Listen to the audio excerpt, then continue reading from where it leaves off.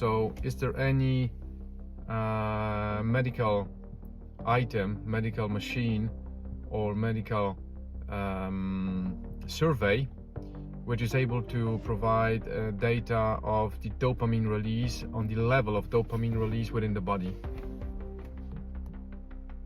Absolutely. So in English, yes, there is a medical machine called a PET scan, which stands for Positron Emission Tomography. It's a type of imaging that can show the activity of neurotransmitters like dopamine in the brain.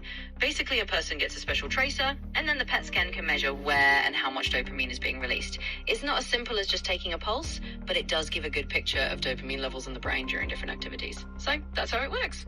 So we are able to physically tap into the brain, and while doing this survey, checking what level of dopamine was released by which activity of a person.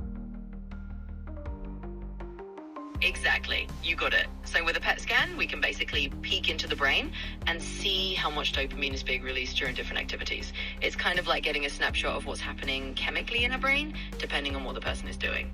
So yeah, it's a pretty cool way to understand the dopamine levels tied to certain behaviors. Okay, so this is the reason why they are able to say that, for example, going in a cold bath for 3 minutes releases the same amount of dopamine as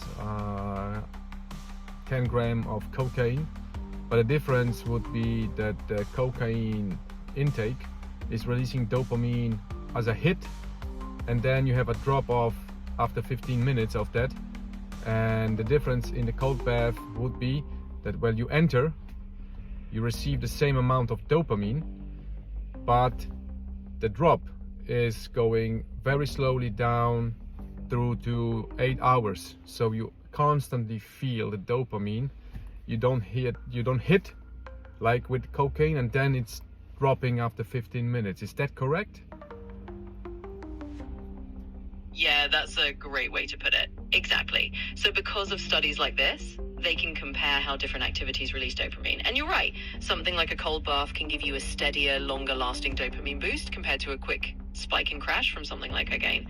So that's exactly the idea. Those natural activities can give you a more sustained and balanced dopamine release.